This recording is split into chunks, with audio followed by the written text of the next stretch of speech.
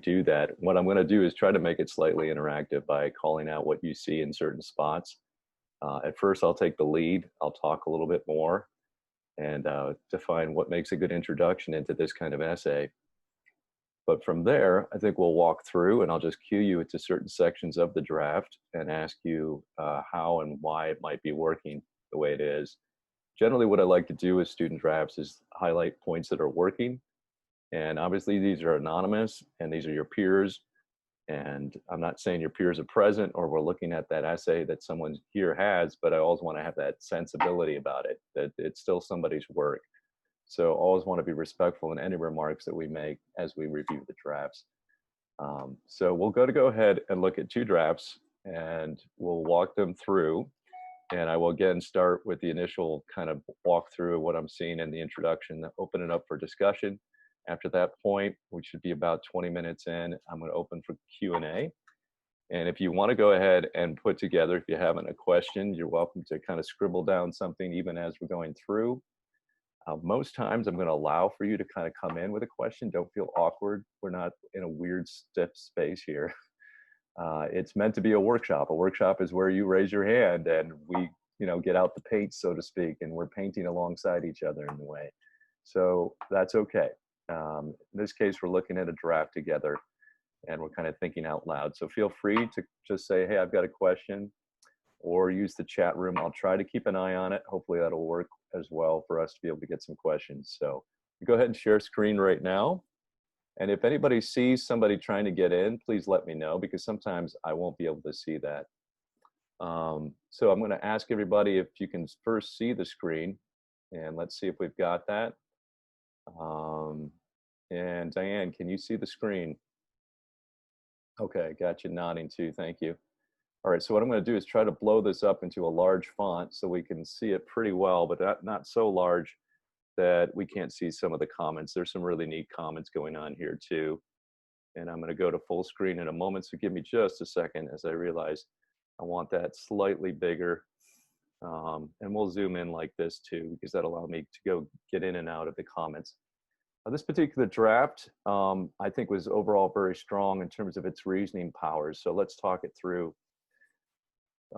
What this person does is properly sees that this particular essay with 800 words is asking us to do a type of move that is often a prompt in an essay that you'll get in a class when you're responding to a test.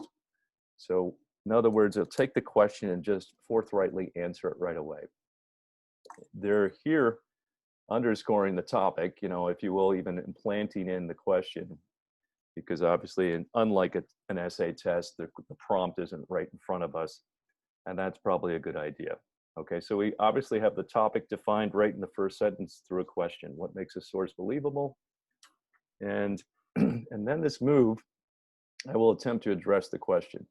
So a good move, often done by many, is to basically insert your map. It's kind of a roadmap style. It's I will do this, I will do that. That is okay. And it's very interesting that in other countries this has been taught, but it's not taught a lot in America. In other words, oh my God, first person. You can't have first person. And so the logic of why and why not to use first person wasn't really well covered in high school. So what I get this question every year, can I use first person? I even had somebody email me on this essay. Can I use first person? And it's almost impossible not to use first person, if you know what I mean. In other words, you have to state your opinion often, and sometimes it's even awkward to have to avoid that. Why are we that way? Well, somehow in the milieu of our culture and the way we write essays, we want to go third person because we want to be objective. And the other reason why that was stressed in high school is to avoid solipsism. Solipsism is a fancy word for saying I'm popping up with an opinion with no backing. I feel this, I like this, so therefore it's good enough.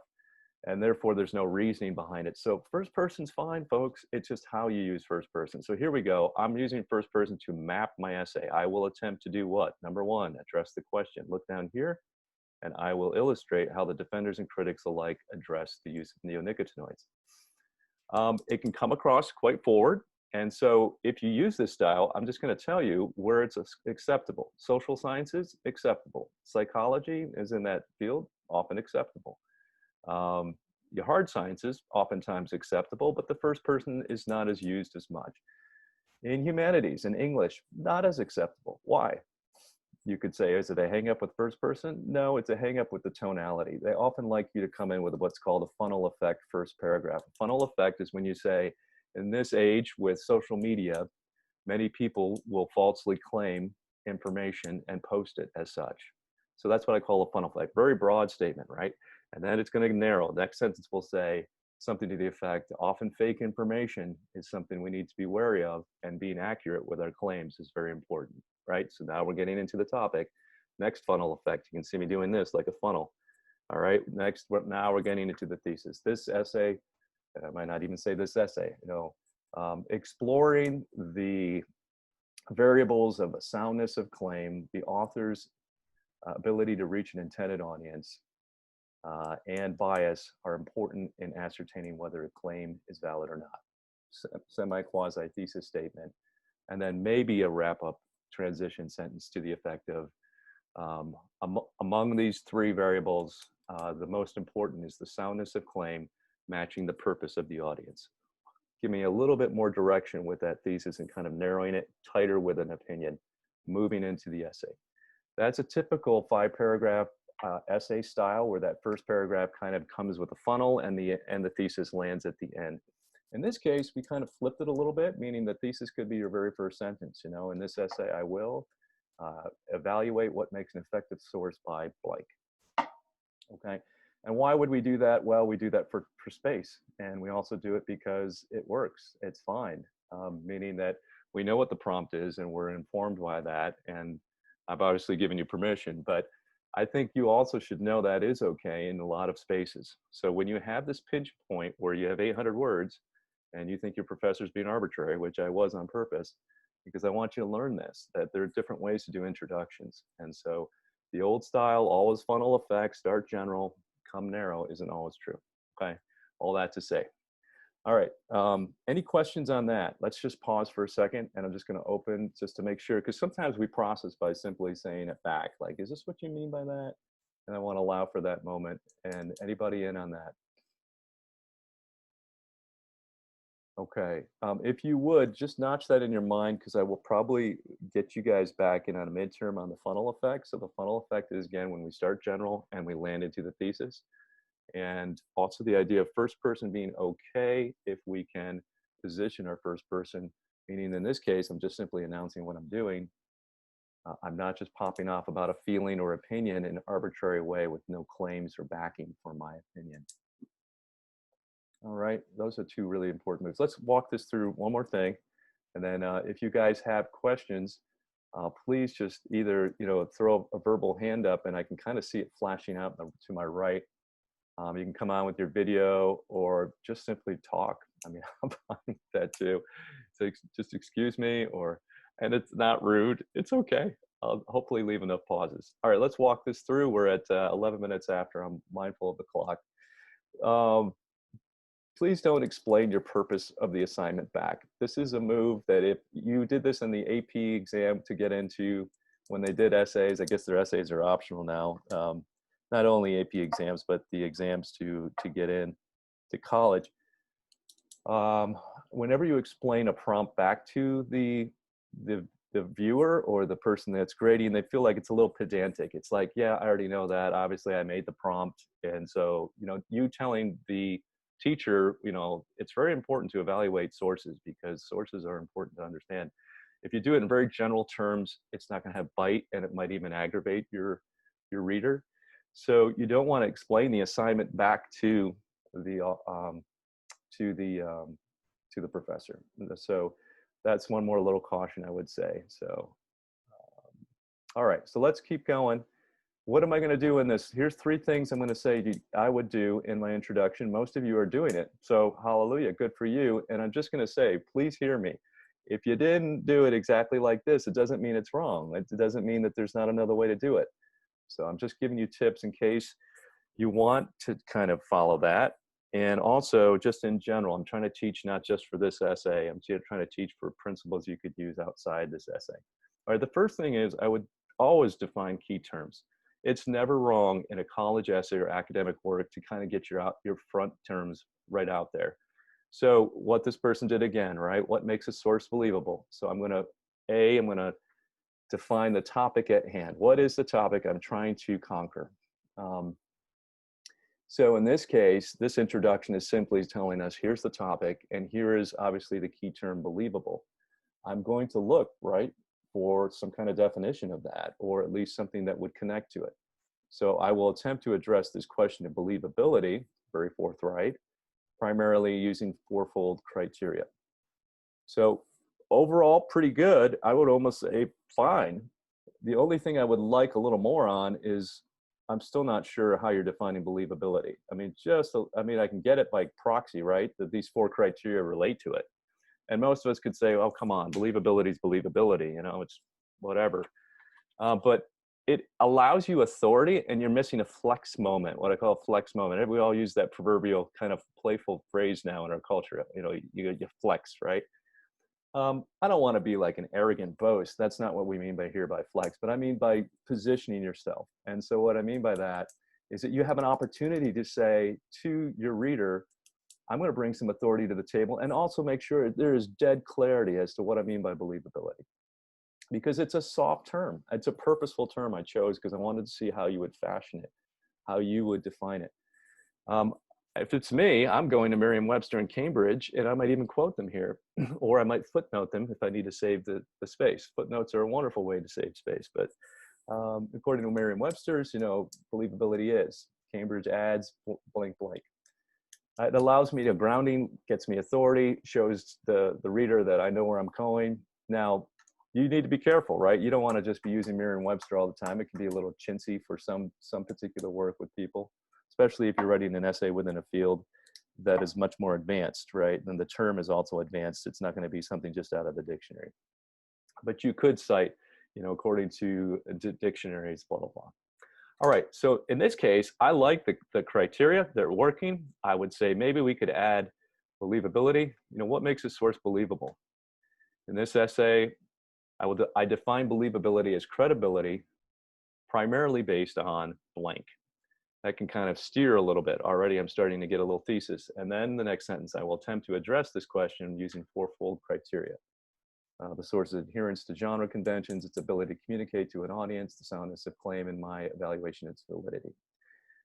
When I give the criteria, all right, so I've defined the key term. I'm now giving the criteria. Awesome. I now need to do a third move that's a little bit, again, hanging here. And that third move is, why those criteria? Why not others? Right?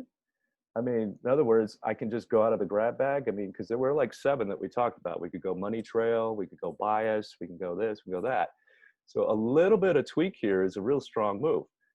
And I, again, don't want to, like, you know, slap the hand, get everybody worried. No, no, no. I'm saying that just logic this out with me. Wouldn't you want that too? If you're reading, you're saying, hey, yeah, could you tell me why you went with these criteria? Or just hint. It's going to be helpful, right? It's just a short phrase. Out of these, I chose these criteria because overall, they cover the primary concerns of whether or not a piece of a source meets its purpose, fulfills its purpose with its audience. So maybe there's a key phrase like that, fulfills its purpose. That kind of helps me hang my hat, all those 4 different, if you will, standards. Now I can hang them. There's my coat rack. Ah, purpose. Got it. Thank you. Right? That's the primary point of why you chose those 4 criteria. A little move, a little phrase, but it can help a lot. All right. All right, let's look at the last move, and then we'll open up. Placing the sources in conversation with each other. I'll illustrate how defenders and critics alike address the use of neonicotinoids and consequently be held clear. You know, what's the topic at hand and how are we getting into it? That's fine. You know, this becomes a trick sometimes, right? How much do you have to define the topic back to the professor? Most times you don't, and this is enough. This, for me, it's working. Neonicotinoids and what makes a source believable, and you're walking through sources. The only thing, and this will be the last thing I'll say, so I'm going to go over everything I just said. Number 1, don't define the purpose of the assignment back to this person in generalities. Instead, define the key term, believability, and then land us on the topic. What are we doing? Oh, we're looking at what makes a source believable. Boom, beautiful. Define the key term. Secondly, the criteria. Thirdly, a little rationale why those criteria. Fourthly, we want to bracket the sources that you'll use. All right, so fourthly, the bracket of the sources that you use, which ones you use and which ones you won't. So this is a kind of more advanced academic move, meaning most of us don't know this intuitively. If you didn't do it, you're not in a bad place. I'm not going to grade you, and again, it's not that. I'm trying to step us up. So what I mean by bracketing is you can't cover the universe, right? You have 800 words. Guess what? This is common for everything. You do a presentation, you have to always use caveats at the beginning of presentations. How many of us have been in a presentation where the person said, hey, for the sake of this particular presentation for the next 10 minutes, I will not cover this, but I will cover this. We're like, oh, great, thank you. I got clarity, you know, I can see what needs to be done. So it's a really smart thing to do. So what I call bracketing, what you can do or you can't do. Beautiful move, beautiful move. And it's not wrong. And you'd say, wait a second, isn't that arbitrary? Not if you slightly explain it. I will not cover primary sources because I believe they're slightly idiosyncratic, meaning they're individual and they're just single takes from a viewpoint that's highly biased toward the moment and the questions of the viewers.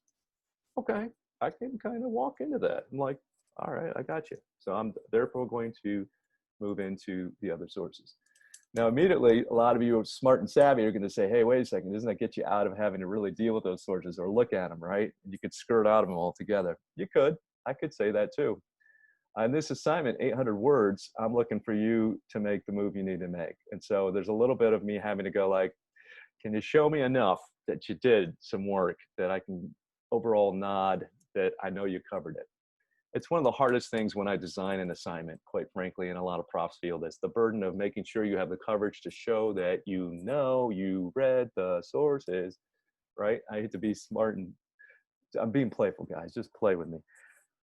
And actually getting to the meat and potatoes of doing cool analysis, right? We want you to have freedom to just run, you know, like, so I had a guy yesterday, we're chatting and we had this beautiful idea. He's like, hey, I'd like to contrast how primary sources are idiosyncratic and they're cool for data for live moments, but really the secondary sources are always leaned upon because they're more precise and they're put in writing, they have editorial review, and therefore I think they have more amperage, more ability to kind of, you know, allow claims to kind of move quickly and written time and reading time, if you will, versus the kind of chat time that a conversation would have with a source. And I was like, ah, it's great, you know, cool, it's a theme, do it, yeah. Believability, right? And you'd say, wow, does that really hit the prompt? It does if he hits enough sources, right? And if he brackets, like he goes into that opening bracket and he says, well, I'm going to kind of discuss this as my theme. Okay, so one more review and then we're out, and I'm going to open for questions, and then we're going to look at maybe the rest of this. We'll kind of walk it through together. So don't explain the assignment back. Define the topic and key term, believability, what makes a source believable. Then define the criteria. Then give a brief rationale for those criteria. Then possibly bracket. And I say then, these things can be kind of reassembled in different ways. But bracket why we're going with certain sources and not others. And then, you know, transition toward your first paragraph. All right, I'm going to talk about like ways to kind of, we talked about organization. I've already given you guys lectures on all that, but I felt like this was a missing, maybe slightly missing piece in a lot of the essays. So I wanted to hit this first. Diane, I'm going to pick on you. And I want you to, you know, any question or even summation of what's said on this introduction part. Anything? Okay. Well, as you said, they defined what the essay was supposed to be about, and then proceeded with that, which I know, I believe in my own essay, I did not do that well. And so keeping it simple is a good approach for this short essay, and probably any essay. And I appreciate that you laid out what you're looking for, the key term, key topic, criteria, why the criteria, and then bracketing it, and then the transition. So that's all helpful. Okay. Okay. Yeah, I would say, Diane, don't feel that a different style is necessarily wrong. I think you were right to say for short essay, probably it's better because it gives you more ability to purchase than it, you space at the end to do analysis. Okay. Does that make sense? Yes, it does. Yeah. Yes. Yeah. I mean, honestly, I love the style you used in your essay. We can get to it maybe after, or if we hang in maybe a little bit after the meeting too, either way. So it's not necessary, but oftentimes it just doesn't allow you enough space to do analysis. And so, yeah, generally short will work, especially for these kind of prompts that are kind of narrow, and they're kind of review prompts. I mean, that would be the other thing I would say. You're kind of doing a review of sources, which a lot of prompts you do get in at SU for different classes, especially survey classes. Cool. And her brief feedback, thought, question, anything.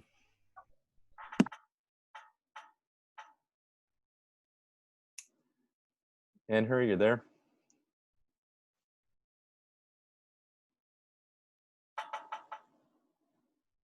We'll come back to you, Ethan. Yeah, I mean, I guess I'm kind of happy about this because I think my introduction was kind of similar. I think I just need to address like I talked about the criteria, but I didn't really go into depth about it. So we talked about it yesterday. I deleted the first half of my intro, so I guess I'll just change up the second half with what I learned here. Yeah. Hopefully. No, it's great. I mean, and yours is a great example of that funnel effect. I mean, you did like the social media. It's important to avoid fake news kind of introduction. We talked about it. It was like, it was fine. It's great for a different kind of essay. I think for this one, and in your case, to buy you a little bit more space at the end, it was important to cut it. Yeah. Yeah, good, man. And don't feel like you have to go greatly in depth. Use the phrase in depth. I mean, just even a phrase to slightly explain why you picked those criteria, or maybe a theme that's emerging from the criteria. Yeah, I was gonna put like a sentence or two. Yeah, yeah, and give yourself room to kind of move into that theme. So let's kind of move on. And her, any questions you have? Just wanted to give you room if you're still there. Yeah, I'm still here. I don't really have any questions. You answered everything. Okay, yeah, cool. So yeah, feel free, guys. Again, chat, whatever. We're about 20 in. I want to make sure that we're moving along here. So we started at 10:03. I'm trying to be mindful. We wanted 30 to 45 minutes. So let me kind of move along, and then if you guys again want to use chat, or however you want to break space, I do want to look at a little bit more. I'm going to move fairly quickly now, so please let me know if it doesn't work, or you're like, hey, hold on a second, kind of thing. Okay, cool. So let me just make sure I'm looking at my notes. Yeah, one thing I wanted to state to you, I'm going to give you a little candy here, and the candy is, this is one way that you might write your essay. I think one of the key cases of believability for me, and please don't feel like, oh, he said this, so now I have to do this. No, I'm saying that I've seen this across the essays. It's kind of the way I might approach it. I've said it already, that believability ultimately is whether or not that source is meeting its purpose or fulfilling its purpose with its intended audience. In other words, does a bulletin work for whom goes and sees bulletins on Cornell, pollinator page? And who goes and sees them? Good question, right? Probably fruit growers, and I'm not going to give you everybody else. But does it work for that purpose? And that's really the key question, because if we just go with the proverbial, well, is it well sourced, does it have facts, and does it have, citations at the end? Yeah, well, we learned that probably eons ago, and that's okay. And that's that, pass, go, collect 500 is what I like to just, I'm not mocking it at all. I'm just saying, that's good, that's basic, and we got it, and that's important. But maybe going into a little bit more nuance. Why one claim over another? In this case, purpose might be a really good word to think about, right? The purpose of meeting its audience with, the genre, right? The genre, it's a bulletin. It's not a complete article. So the other thing that I might recommend to you, that's a theme that's emerging and that you might already have in your paper, is what we call sort of the incomplete versus more complete. I mean, we can see a more complete kind of layout of material and facts maybe in that pollinator page, and some people have argued, well, yeah, but it doesn't quite tell me why you're telling me this, right? It doesn't necessarily underscore significance. A complete argument usually does a couple moves. It defines key variables, it defines key facts, and then it clearly states out a argument and then soundly argues it through. Now that's kind of a complete package piece, right? And if we look at the Science Daily piece, we're like, well, this is cool data, but I don't know how this fits into what, right? Because it kind of drops out of nowhere and it's about the ban, and oh, by the way, the soil's still contaminated. Boom, I'm out. 5 paragraphs. And so, in other words, that piece kind of needs other stuff around it, right? It's like part of a folder. Hey, where's the other files in the folder, right, to go with that? And so you could make an argument based on what I'd call an incomplete piece or a piece that needs other complementary pieces. And so that's another way to say, hey, the source is believable or not. It might be a way to go at it. And please don't rewrite your essay. Most of you are doing great. And so I'm just saying those are a couple things I saw. If you want them, do it. Okay, let's go here. Let's move real quick. So here we have no transition, right? We came out of, by placing the source in conversation, we'll illustrate how defenders and alike address the use of neonicotinoids and consequently bee health. Surian and Kleinman's coda goes into great depth on methodological epistemological concerns on the study of neonicotinoids. It's direct, it fires like bullets. You can tell this person has that style. I don't want to take away their style from them, but I think it's just a slight hook transition out of this. You know, one of the key, in other words, what's my key hook here? Well, up here you told me genre conventions, communicate intended audience, soundness of claims, evaluation of validity. You know, one source that especially hits soundness of claims well is, you know, blank. Maybe you just pick out one of your criteria. Or maybe it's the overarching theme of all your criteria. You know, one source that shows the purpose of these 4 criteria very well is blank. And now we go into this sentence, right? It's almost missing that first sentence to kind of draw me in to say, okay, where am I on the planet? Start a little broader and a little more transition from the thesis. Okay, cool. Great statement. A little bit gargling, what I call a gargling kind of thing, which is that sometimes we can go for grandiloquence, which is, most profs give a lot of play for this in undergrad. So if you try out words, if you will, or using big stuff, it can work, and it's not a bad play, and this isn't wrong because the words are used properly, so no problem. But it goes into great depth on methodological, epistemological concerns. I'm good with it. I'm good with you just simply say it in plain speak too, right? It goes into depth on how methods are used and how knowledge is gained among certain stakeholders in the study of neonicotinoids, right? Both work. This person so happens to be a policy major. I know that this person is probably going to be writing in these kind of truncated statements that often are used within that particular field, that often use big words to kind of, if you'll condense a point very quickly. So I'm fine with either one. All right, that's that. Make sure the transitions coming into your sources aren't just first, second, third. The first source we'll look at, the second source we'll look at, another source we'll look at. Those are kind of weak. They're not doing any movement. In other words, you're not attaching it to a theme. You're not kind of coming into it with sort of a way that ties the previous thought from the previous paragraph into this thought. It's always better to hook by ideas rather than say first, second, third source. Can we get away with it in an essay, in an exam? Yeah, probably the best way to write an exam, right? First, second, third, because I don't have to think too much. But if I'm doing a draft, I'm working it over time, and I'm trying to really help my reader kind of progress through a thinking process and kind of attach to an idea rather than simply say, first source check, second source check, third source check. It's a lot better to go ideas. Okay. All right, cool. Now let's look at this. A lot of here is positive. The exam, it's credible. And then we see what I call the however statement. Always cool to do qualification. You're going to get point, ding, ding, ding, ding. You know, you want to see, you're gaming and all of a sudden you get a bunch of points on Mario Kart, right? You see the little, you know, the hearts go up on the side, whatever. The points start piling in because you hit the money. You ran the cart over the money and you got all the money coming in.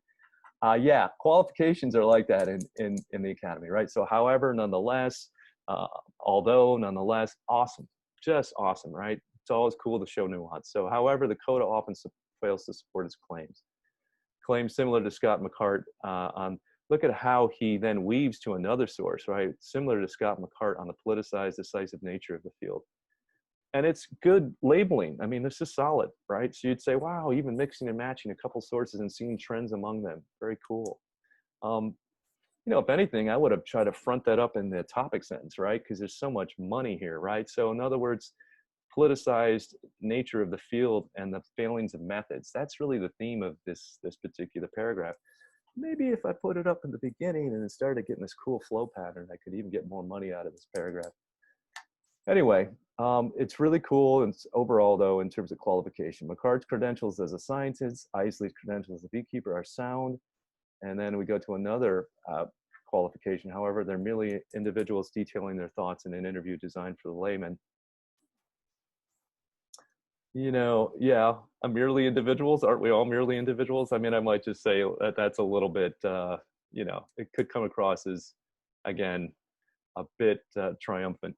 All sources are individuals. They're all authors. So I might just slightly, I'm not trying to, again, say that's wrong or bad or evil or anything. I'm saying I get the overall intent here. So in other words, it's too idiosyncratic. It's just a moment in time. It's just them responding to people asking them questions. And so you're not getting enough context. It's not thought over. It's not reviewed by editors, all that stuff. Good. But maybe a little more. And I love overall the idea. So I'm going to kind of go like, overall, I'm going to be generous, right? Even as I might make a comment on it. We're not going to like get weird with this person. I'm just saying ways to improve.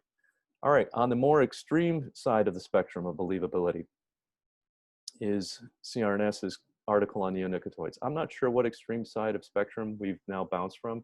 Are you saying then that I have to kind of scratch my head and go back for a second and say, wait, so McCart and Isley aren't worth anything and they're not believable at all? Detracting from their believability. But so that's a little different than being on the extreme side of the spectrum. So I would say I'm just, checking words. I have to work with words, right? I don't think that's an extreme side. I think they're differentiating. You're saying primary sources are problematic. All right, cool. There's some really good words kind of documenting, so again, are you documenting how and why are you using your own criteria? So this is an ethos. It comes from a particular center of biological studies. Its primary funding is by France, very good, showing some work back behind it. There's an implicit bias, perhaps, because they follow the EU moratorium, and there's an implicit bias toward, it shouldn't be the use, but the non-use. I think this is just a typo here, the ban of neonicotinoids. That's going to be important because I'm going to have to upgrade that pretty harshly if that comes across. But I know it was a typo. I'm going to try to work with it. I'm going to obviously flag this person too before they come back with the draft. All right, although casting some doubt on the organization's ethos, the source of funding does not vindicate or invalidate its findings. A little bit, again, chunky in the language, but it's okay. I mean, I got the point. Structurally, the article's presentation of its data is questionable and confusing. That is really well put. I mean, look, we're getting into the details, folks. This is showing the person's parsing the ideas, right? And overall, it fails to constitute a non-negligible risk for pollinating bees. Cool. I'm not sure, like, whether this is validating all the criteria you talked about above. You might use the same terms you used in the introduction to kind of make sure that I'm dinging. You had 4 criteria. You're kind of getting at them sideways here. In other words, I think you're still hitting them, but maybe we want to be a little bit more explicit. Or rather than feel like you have to march through all 4 criteria in every paragraph, you can simply go with the thematic, right? Whether it's purposeful to meet its audience. All those 4 criteria add up to that overall theme, and you're going to apply the theme, and then you might hit some of those specific criteria every time as you illustrate the theme, looking at 2 or 3 sources. All right, cool. Going to get out with this, guys. Likewise, unable to successfully connect with its intended audience, Lee Fang's demonstrates the adverse effects of neonicotinoids using poor presentation, ambiguous terminology.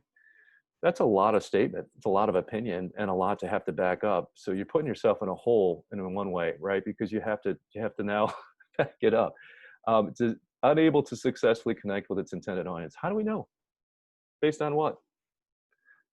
So that's the first one that's a flag. The second is that it demonstrates the adverse impacts of neonicotinoids using poor presentation, ambiguous technology. How so? What's poor presentation? And ambiguous terminology is a little more specific, but I'm going to even need some illustrations, just a little bit there, right? It just sort of dropped in and dropped out. Its lengthiness, unknown, detracts from its ability to connect with its audience. okay, now we've got a little reasoning process and I kind of bend with you a little bit. Yeah, I think that's often true, right? Most of us would dismiss it. I joked about it, obviously, when I did the video on this lecture. You know, who's going to go through this thing? So that one, we're starting to bring a little bit more specificity, but obviously very short truncated paragraph, felt like it was kind of put in there, right? Just to cover it, so to speak. So in this case, I would advise the person either to drop it or expand it.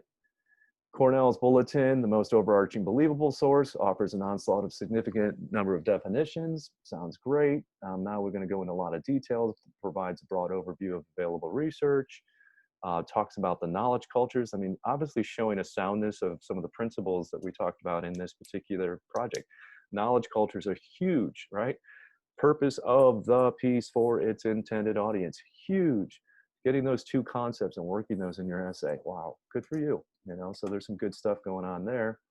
And going into specificities again, looking at the credentials, established credentials, it has scientific ethos. Cornell is well known for that, blah, blah, blah. For a bulletin, it's structurally easy for its audience with bullets and subheaders. Smart, really smart, right? Rhetorically, how does it lay out? What's the design? How is the logic delivered? And a bulletin is that way, it's bullets. So smart to just simply say it's working that way. Smart. Extensive number of primary sources, excellent. However, the bulletin does tend toward generalization, okay? Some claims, counterclaims briefly for the layman as opposed to the specialist in the field. It's true, it's for the layman in the field, ironically the layman in the field, but anyway, yeah, the layman versus the specialist. I just needed a little more evidence on that claim. Whenever you're gonna throw a claim out, you got to get a little buttressing, you know, in other words, just a tangential reference. However, the bulletin tends toward generalization when it says blah, blah, blah, for example, comma, and then just go on with the rest of your sentence. Even if you just give me a smidgen of evidence, I can kind of say, okay, all right, we can kind of work with that. All right, ultimately, I'm not excuse me. Yeah, go, so yeah, sorry. I need to head out right now, if that's okay. Yeah, see you, man. All right. It was very helpful, though. I appreciate it. Absolutely, man, and great to work with you yesterday. Enjoy the rest of your day, everyone. Yep, thank you, Ethan. So ultimately, I'm not a scientist. I'm more focused on language and rhetorical narratives to answer question on believability. I'm not sure what you're saying. I'm not a scientist. I mean, isn't that a given, or is that a sort of a?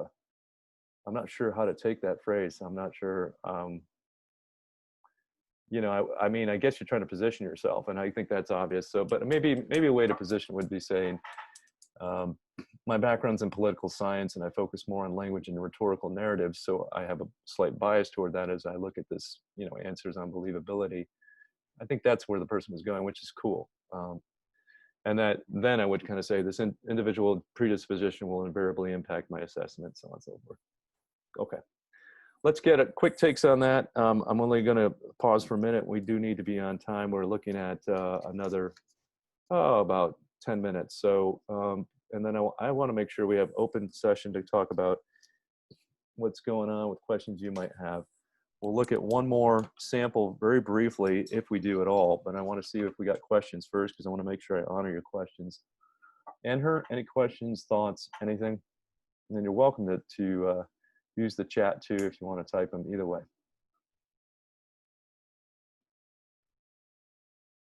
Anybody, anything?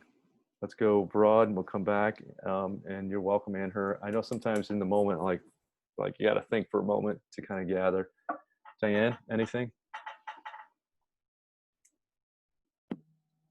No, just taking it all in. Okay. Anne-Her, anything? No, I don't really have anything. Okay. All right. Yeah, so what's cool about this is it becomes just a way to kind of navigate. If you look at this, it's just a strategy I've always used, even as I wrote my grad school essays and on the GREs. It's a really smart strategy because you only have limited space, so you go after the prompt right away, you know, and you answer that. You will define the topic, and that introduction is critical as well as the conclusion. In this case, you can see this conclusion is thin, right? It needs to be, I mean, it's placing themselves on the map as to their bias, but it's not allowing a wrap up of the argument. And why are we without, you know, enough room? Well, probably because we try to cover too many sources.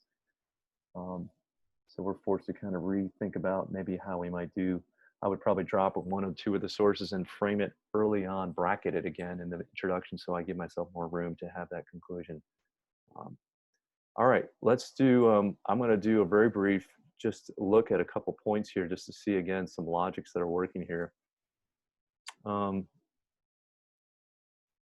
So sometimes, and I'm going to look at the comment over here,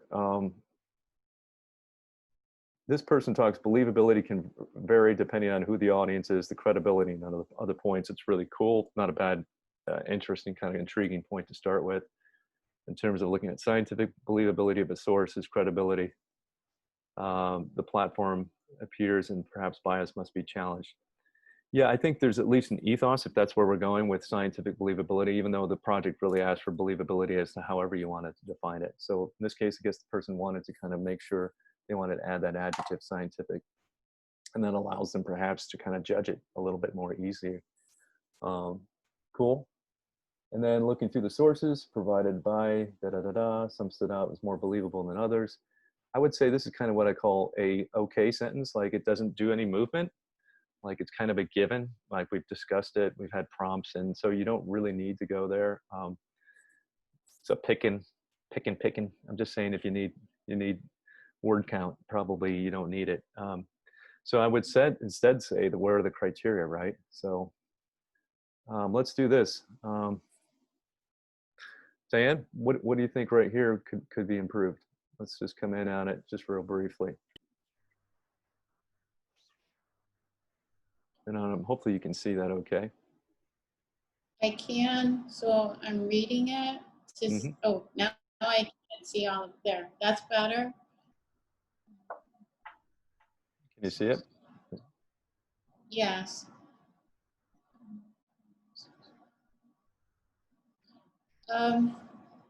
So offhand, the word some, yep, perhaps could have been replaced with the specific examples. Yep. That stood out to be more believable. Good. You can save yourself the space, if you will. Yep. Yep. Exactly. There's one that's good. And that last sentence, from a primary source, Scott McCart, to secondary sources synthesizing information like Lee Hang's article. Bias may be present, but understanding the angle of the bias may build into a larger picture. What more are you needing? What feels a little bit fuzzy, or like, I don't understand something, maybe even coming at it from that standpoint, that last sentence?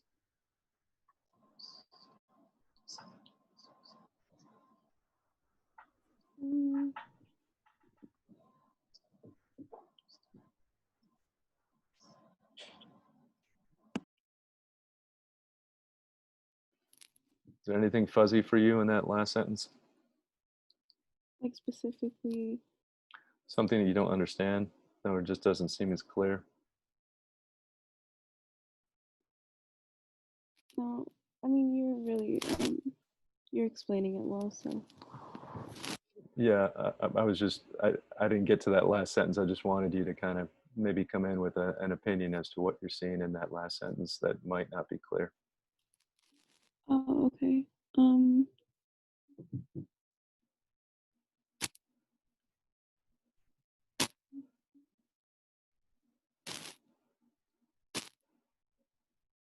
Oh no. I don't really have anything to say about this. What about it makes it unclear or confusing to you? Because it is slightly, I'm kind of leading the question slightly, but I mean, and if it's totally clear to you, that's great. I mean, just state it as such, but there's no right or wrong answer really. I mean, but there's enough there.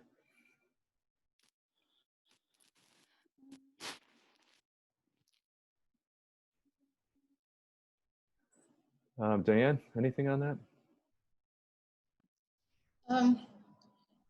The flow is choppy. Well, if you're going to reference, it's almost 3 sources maybe, like Scott McCart, Lee Fang, and then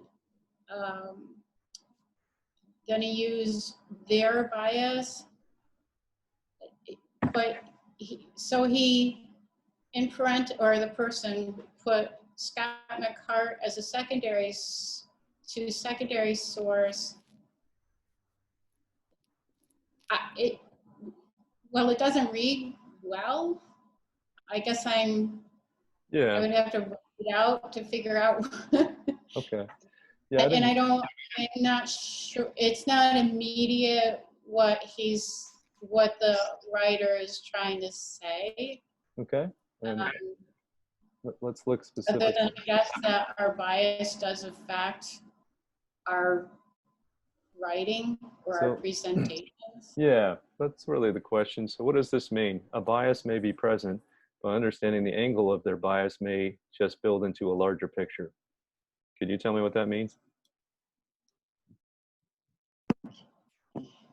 That right? we need to consider bias. That's what I'm saying. I'm sorry if I was pedantic. It did not mean to be at all. Just smile at me, guys. Sorry, and I don't mean to put anybody on the spot. But it just doesn't, it's not clear, right? A bias may be present. Well, is it or is it not? And I think you could be declarative about that, right? And then the second is, but understanding the angle of the bias may just build into a larger picture. I have no idea what that means, right? And I'm not trying to mock, I'm just trying to say, and I never do that, folks. Let's just say it's always about improvement. It's always about saying, hey, let's just kind of strengthen it, right? This isn't mockery. This is saying, I just don't understand it. But understanding the angle of the bias may just build into a larger picture. And it's not subjective either. I think it's pretty clear that just needs to be, again, it's a draft. A draft has wind blow through it, right? It's got holes in it. A draft has holes in it, so the wind blows through. So that's okay. And so we come back to this, but I think as we move on, maybe, we can insinuate and come back to this and kind of clarify with the language, but it definitely needs that. The other thing it doesn't do is it doesn't do what? It doesn't bracket as to why we chose these two, doesn't, it kind of hints at a believability, it hints at how we're defining it because it's based on audience, based on, of course, then again, along with numerous other points, I'm not sure what other numerous points are, right? So I'd probably be more specific there based on the audience, the credibility of the author. Let's finish that phrase, right? And then maybe one other variable. I picked these three variables because, and, I'm going to go with these two sources because, so the because is important to get in there in a bracket a little bit. And then of course the thesis, okay, it's kind of cool that we went for a theme, at least tried for it. That bias is a big issue, but I'm just not sure what you mean by it, how you're positioning it. Okay, the transition is interesting, and it's a tangential transition. It kind of works in some ways. Doing a simple search, it's gathered that he does not have a history of reporting on political issues. He has a history. Okay, he's not a specialist in bees, but he has a history of reporting on political issues revolving around money. Really cool, good research.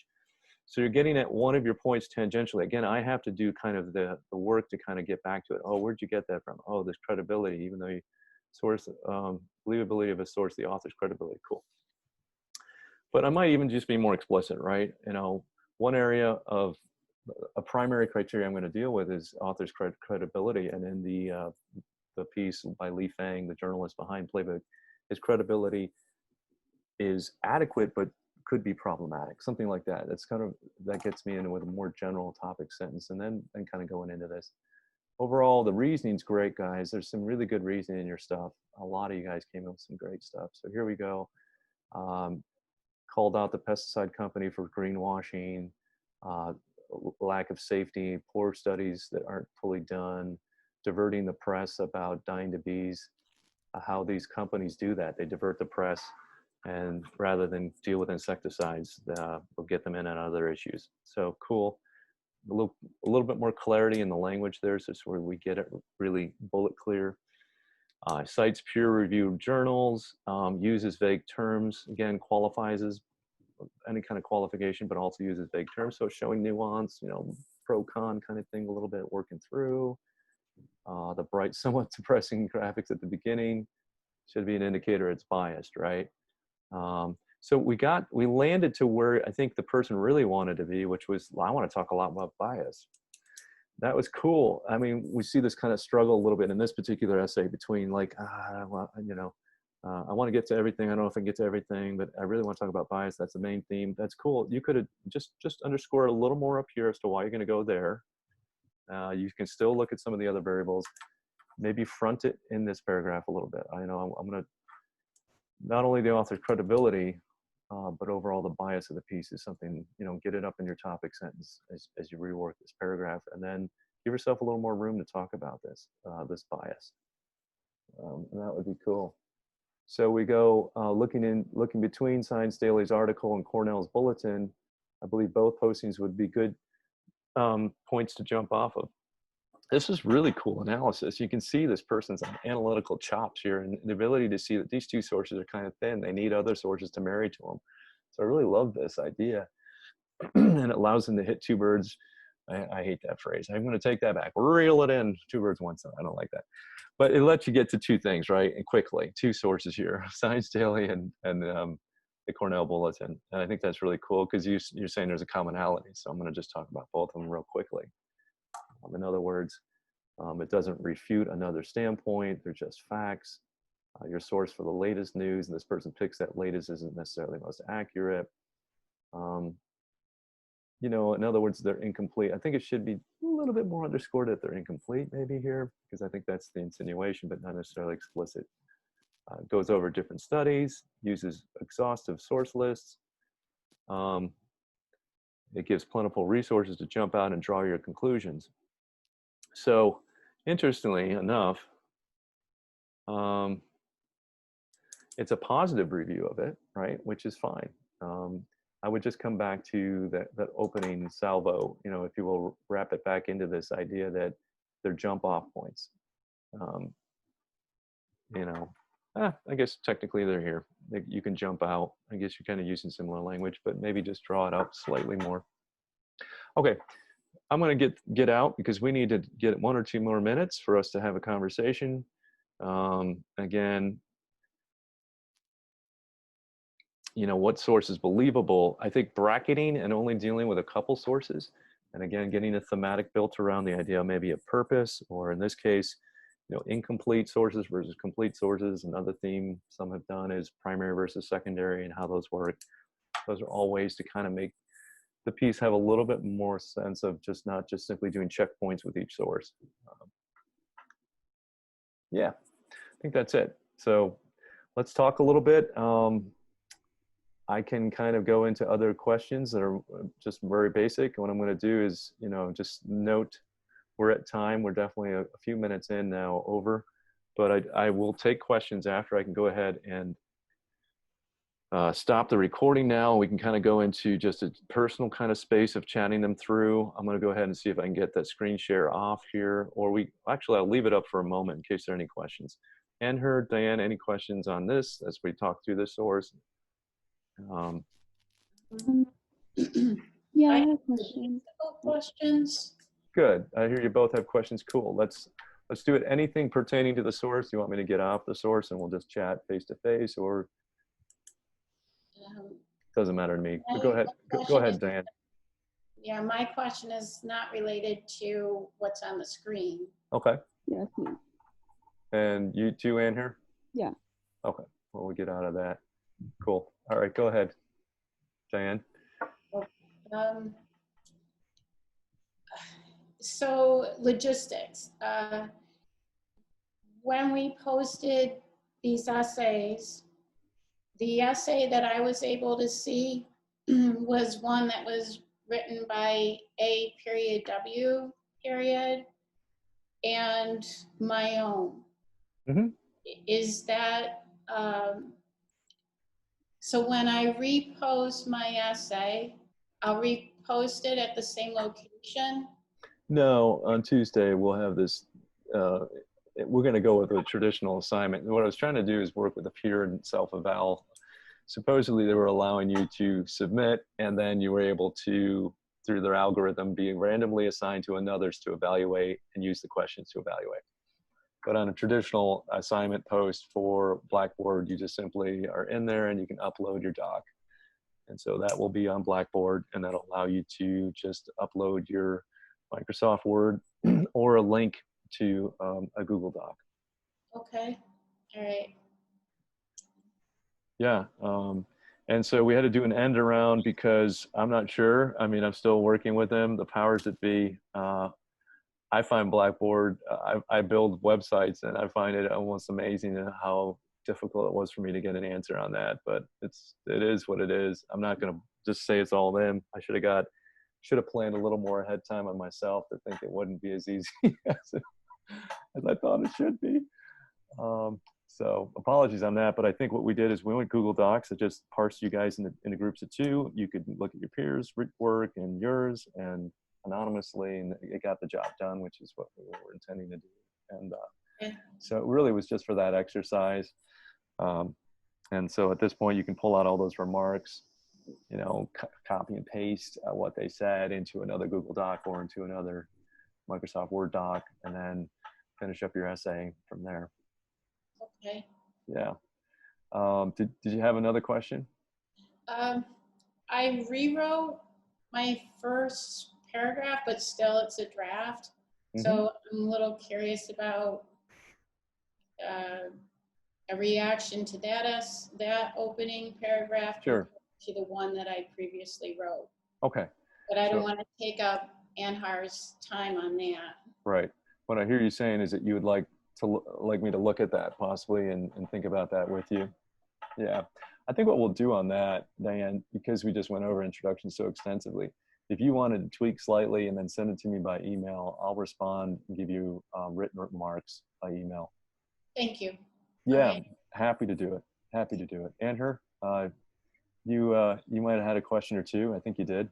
Yeah, I just had just a question about when you are rating a source based on its credibility, if bias is one of the strongest things that you should be looking at, because I feel like I did talk about it for a couple of my paragraphs, but I don't think I made it the major point.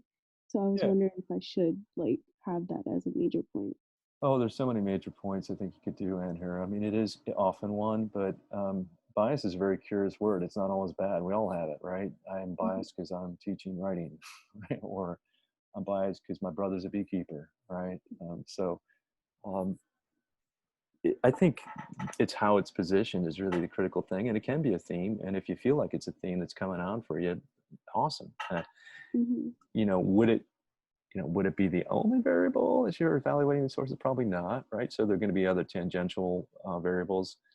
Obviously you want to look at author's credibility, maybe the money trail, maybe the soundness of claims, those kind of things, the use of sources. But the only reason that popped up in that second essay, it just seemed like a thematic that was kind of buried that I felt like could come out stronger. And that's the only reason I even noted it. I said, bias seems to be the thing you really want to talk about. But it's not a burden for you to say, oh, that's the only way to write it. I mean, as I said, I think I've had people do bias. I've had people make the argument, hey, I just want to talk about, again, primary, secondary, and how one's more reliable for certain kinds of work, secondary data versus primary source data. And then I've had other people just talk about the purpose of a feature, whether it's reaching its intended audience. And so they really wanted to talk about purpose and that was their thematic, and they were using some of this criteria to help them get to that theme. I don't know if did that answer your question? Oh yeah, it helped a lot. Cool. Yeah. Yeah, thank you. That was my only question. Okay, cool. Guys, if you want, email me. Always game. Here to help. And it's been a good summer course. I know we have, we're recording this because we have other people get at it different ways. And, but I think the feedback's been really cool. It's nice to see how many of you said, I'm going to make sure I give good feedback. I saw some really good feedback. So I was very excited to see that between you guys. A lot of times it's spotty, it can be idiosyncratic, like you're not sure, is this really right when you get stuff from other people in the class or when you give it. But I thought it was pretty good. Yeah, email me with questions and we'll go from there. And again, everything's due Tuesday. And I will have the post up on Blackboard, probably momentarily. It's not a big deal, but so that you'll be able to load to that site, to that spot. All right. All right, guys. Thank you so much for being here. I'm going to go ahead and stop the recording here so we don't have that. Let me get that.